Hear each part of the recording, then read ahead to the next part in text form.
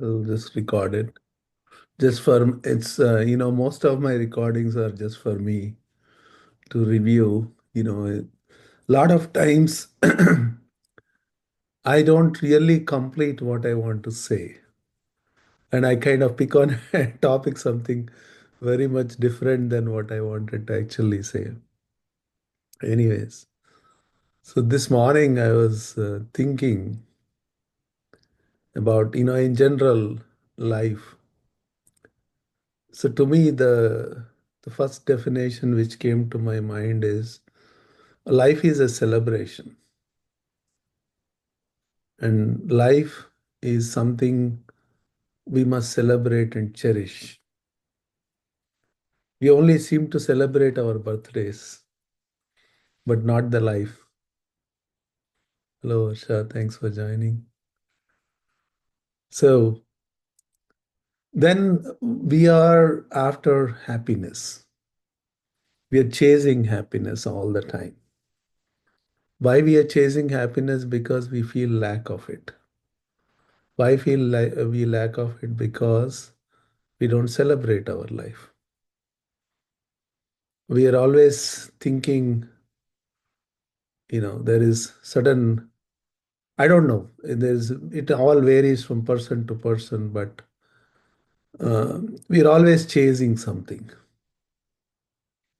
And then you come to spirituality, and then you are told that there is a goal you must be chasing. Again, you are on a chase. Sometimes I feel that because we are so accustomed to chasing something, so just to keep you in spirituality, our teachers would have said, okay, there is a goal you must chase.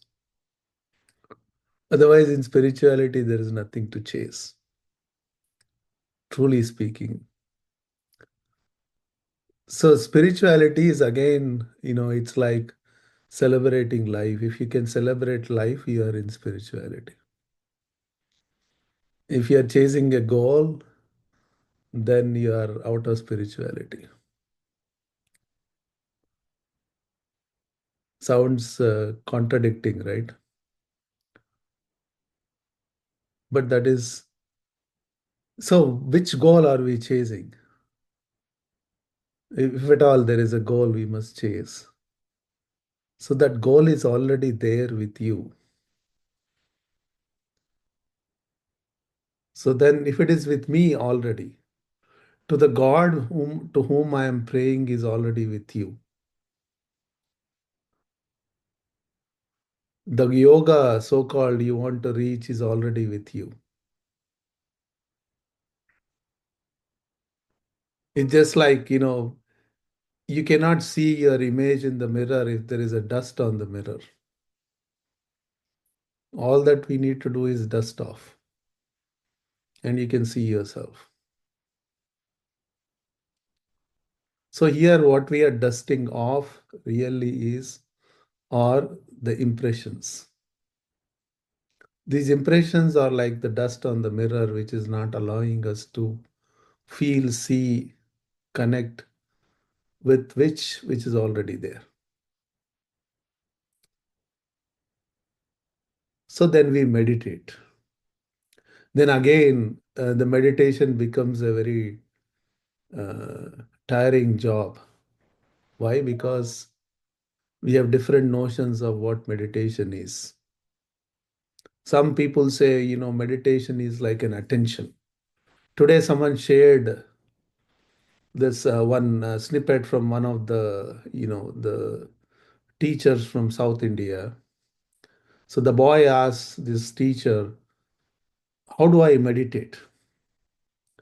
So then the teacher brings some nice fruits in front of the student. He says, "When I say ready, then you should start eating. When I say stop, you should stop eating."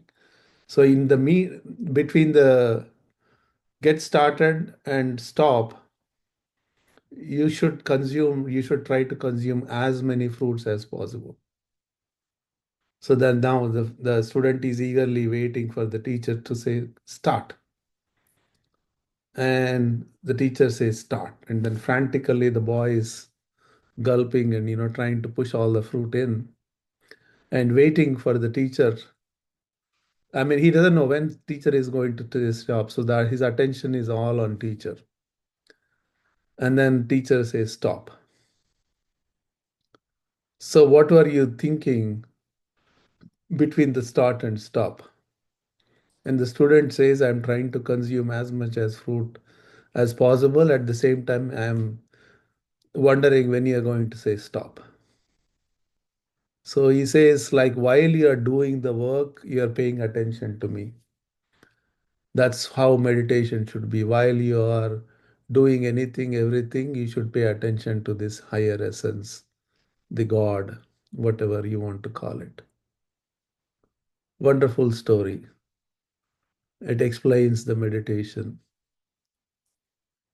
But to me, that's kindergarten of meditation, right? Why? Because that's not what meditation is supposed to be. So that kind of a meditation is of something about something which you can tangibly feel and understand. So there, the attention to the teacher is very tangible while the student is eating fruit. So what happens to pay attention to something tangible? It's very difficult because it's static.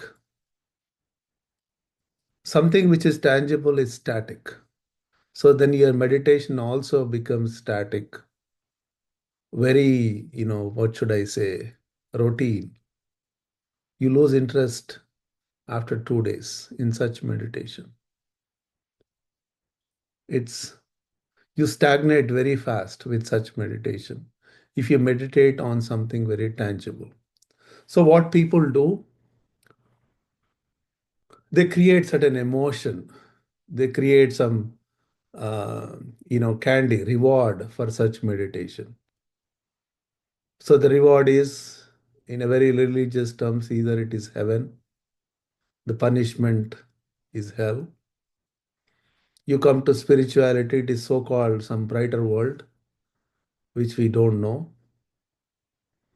And the punishment is you go through this life again. That's what the spirituality says, or esoteric literature says. And again, there is a cycle we are stuck in. So in a true meditation, we are trying to absorb this infinity. And it is revealing as we meditate, it is unfolding as we meditate. You can never say it completely unfolded. And as you feel and experience, you connect with your experience. But that keeps changing. It is not static. It doesn't stay at the same level.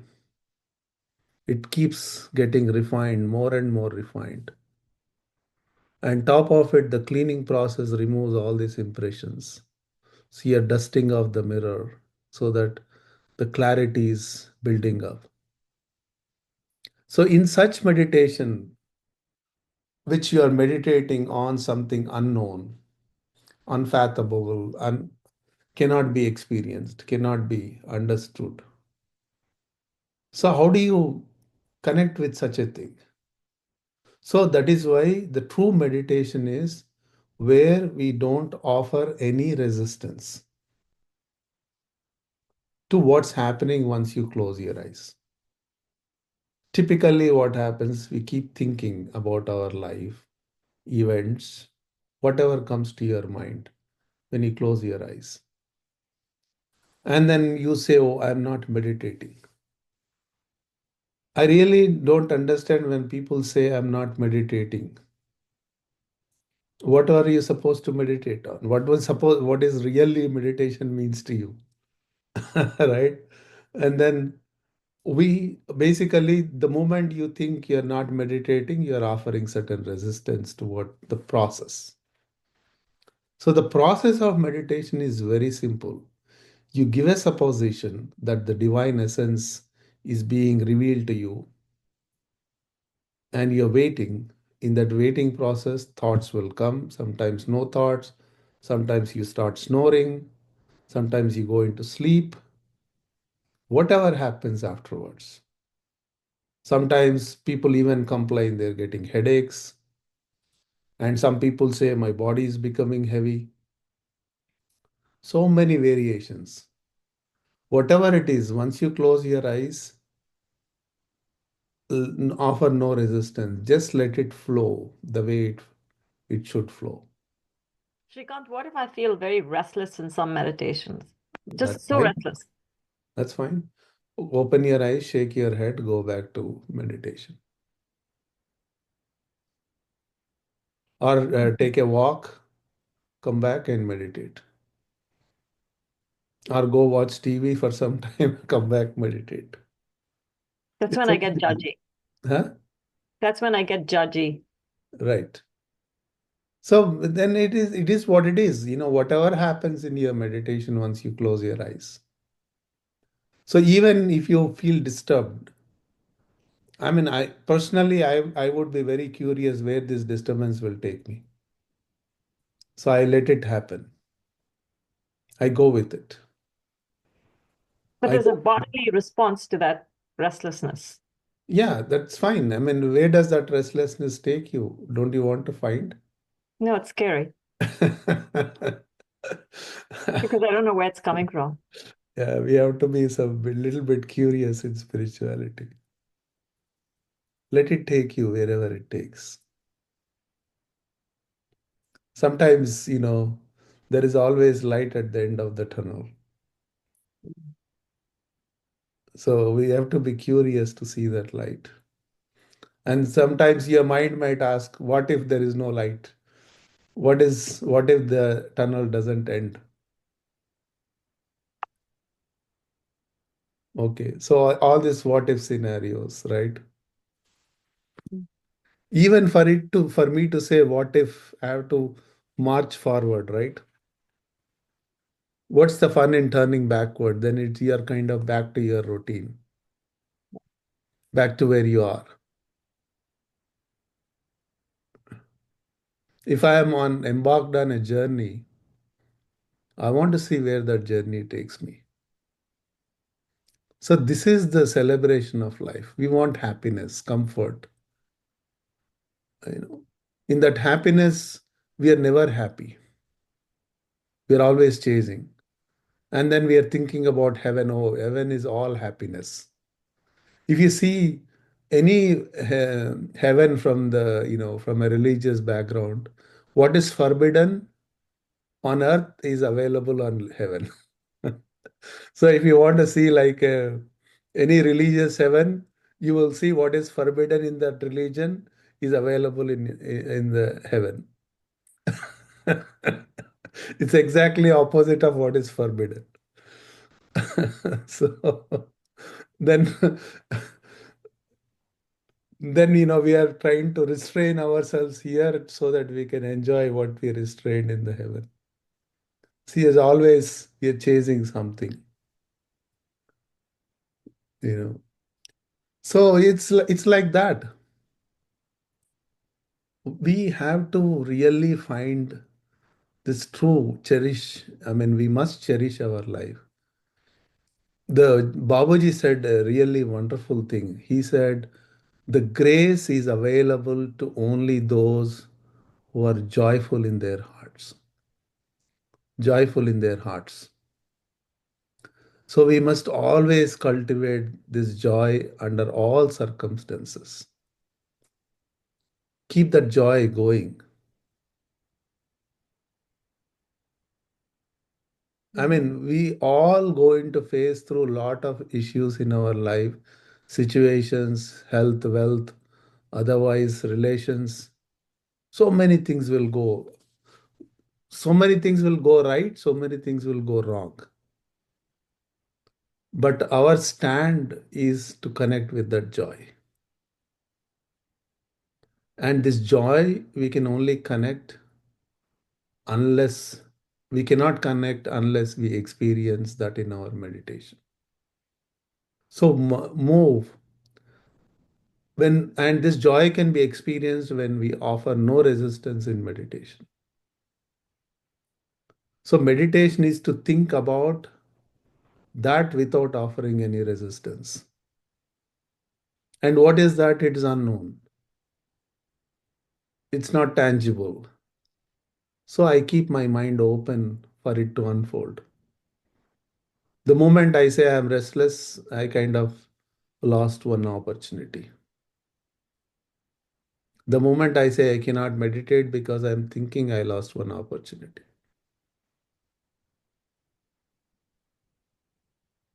So then I'm open to whatever happens in our meditation. Then it unfolds. Then I can feel it. Then I can experience it.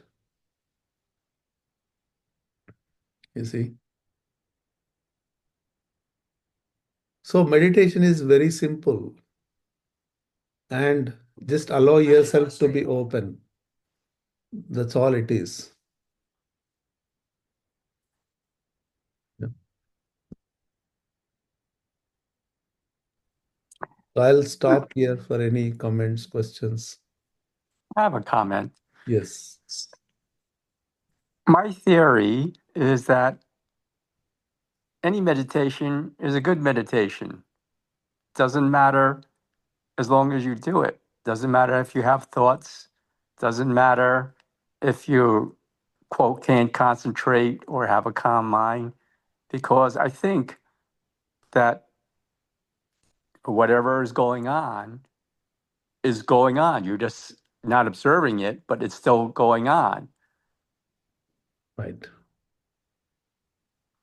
That's true. I mean, it's absolutely correct. Yes. And then sometime later on, when you do have a meditation where you're calmer, it could be stronger. It could be more in lines of what you might think a meditation might be. Right.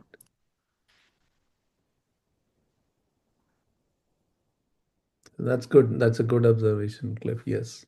There's nothing called a bad meditation and a good meditation. So we must allow it to. So meditation is just allowing, waiting, offering no resistance. And of course, it starts with a supposition so that we can direct our meditation.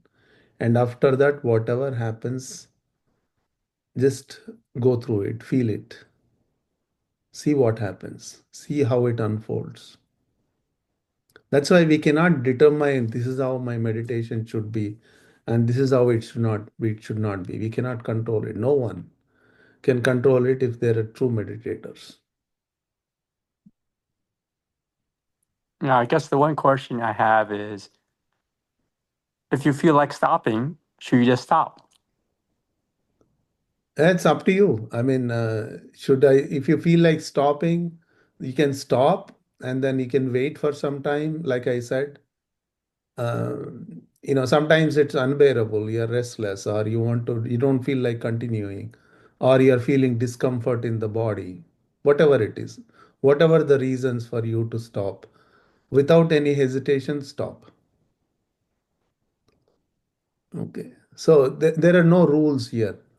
There is no one, really saying this is how it should be. So it all End should of that happen meditation. according to you. But at the end of that restless meditation, when you're supposed to spend a minute or two thinking about absorbing it, enlivening it, what do you do? Think of a previous meditation? Whatever, you're already restless, so take a break from everything. So that's why, Including that. no, yeah. Why any, so don't we should not be fixing ourselves in a process. The process is for us to kind of understand, just take some steps, some guidelines. I look at process as a guideline in meditation. It's not written on stone. Yeah. And I'm not calling it a bad meditation. It just is suddenly just feel No, that whatever it is. So the guidelines are there, these are the guidelines. So we apply, the guidelines change dynamically when it comes to application of it, right? So when it comes to application of it, you take it by whatever your heart guides you. Okay. I think that's fair. So yeah, there's nothing fixed here. When it comes to execution, all the process goes goes out the window. Then whatever is, then the reality, you are on the ground. The ground reality is something else. So we must stick to the ground reality. You were talking about being joyful. Yes. And what has helped me tremendously is as life happens, and if the joy diminishes, I ask myself, why is that? And what can I do? What is there to be learned from the moment? And that helps me go back to appreciating and accepting what's really happening. Right. That's true. We can only turn to the joy when we accept things as they are. See, the biggest challenge is it is easy to accept the difficulties. It is very difficult to accept the good times. In the good times, we forget the joy. You know, in bad times, at least we want to go towards the joy. So in good and bad times, and the joy is nothing but the the shift in the consciousness, the deep shift in the consciousness during meditation. That's when we recognize the joy and always come get back to that feeling. It's easy to get back to that feeling. In your happiness, in your good times, in your bad times, always connect with that. And that feeling is, like I said, it's constantly changing. It is becoming more and more refined. And there is no end to that refinement. But the more we connect with it, the grace descends. When the grace descends, the nature aligns with our life to continue with less hurdles.